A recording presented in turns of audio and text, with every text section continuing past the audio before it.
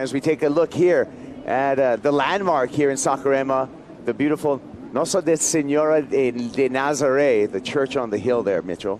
Yeah, it's beautiful, and as you can see right there with this decrease in swell, there's peaks all up and down the beach, and what a heat we have out there, gentlemen, right now. I mean, we're talking about 3 superstars of the sport of surfing, 3 people that I think could be world champion at the end of this year. Here we go, going to a couple of replays here. This happened when we were at commercial break. This is Johanne Defay on her opener, Strider. Yeah, you know what? Her weapon is that back. C.Simmers right here, Salazar. Yeah, I really love the way she's approaching these lefts out on the lineup. Great combo, uses the rails well, and always keeps it under the lip, which is super important to do when you have a strong offshore wind like this. Solid finish, comes in at a 5.17, a good score, Kaipo, to start things off. Here we go again. Another ride for Johanne Defay. Strider, this was a 3.17. Yeah, you know what? The lip line out there is so hard to get involved. Johanne Defay with a 3 and a 3.17, Mitchell. Johanne channeling some good feelings. She was a runner-up here just last year in that final with Carissa Moore. And she was leading most of the final too, Kaipo, as here's Tyler up and riding. Tyler Wright with a couple of solid turns on the backhand. Smart bounce off the whitewater on the rebound. Make it twice for Tyler. You can see a little bit of lump and bump in the wave, and we're going to wait for Tyler's second wave score. She opened up with just a fractional ride. She will clinch her spot in the WSL Final 5. Well, she's won here 3 times before, Kaipo, as it seems like she's up and riding on this right.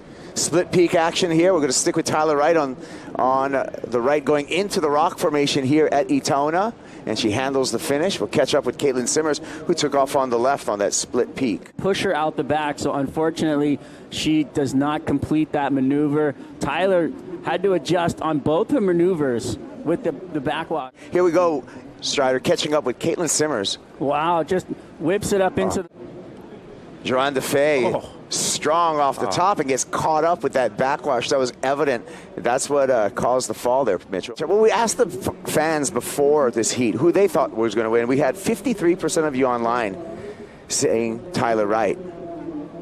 14% went with this woman here, Johanne Defay. And Johanne, with some smart surfing on the backhand there. 3 snaps and likely to move herself into the first place position. All she needs is a 4.06 Strider. And if you watch her, she comes off the bottom, and these turns are really tight, really fast because of, you know, the lump and the jump in the wave. So really doing those turns that fast will take away any element of surprise, I guess. You know, if you try to hold a carve through those turns and then all of a sudden you're running into that lumpy water on that backwash, it could throw you off really bad. So those quick lip line turns are really favored right now.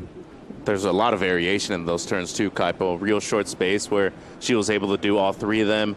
And as Strider mentioned, she just timed that backwash so well. But it's true, you can't really draw your turns out as much right here with the backwash right now. If not, you're just going to get bumped off. That's why this last turn was so impressive. She actually held her rail the whole time. Johanne Defay is going to take the left. Defay, the heat leader, had to battle through that first turn before kicking the board away, likely not changing her scoreline. Defay will remain in the lead, and a missed opportunity, Mitchell, for C.Simmers.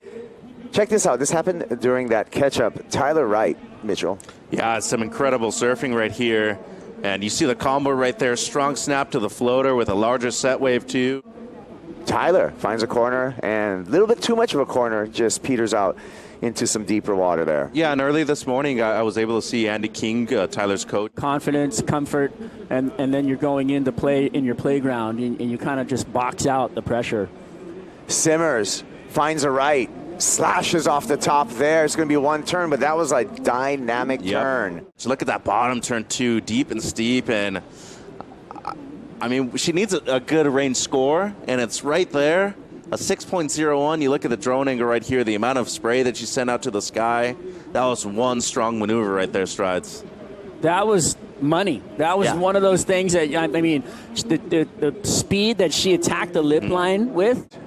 Right behind her, Tyler Wright, scratching into this one, and up and out. What a difference a wave makes between those 2 waves. Yeah. But C.Simmers trying to do it on 1 turn, and that was pretty dynamic there. It was a high-risk maneuver for C.Simmers, even though it was just 1 turn. Here comes Johanne Defay.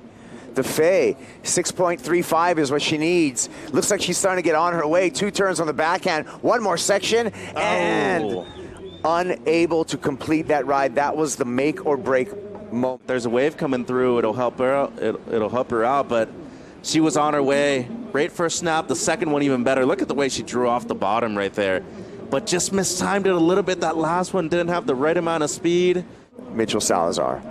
Oh, Tyler Wright, though.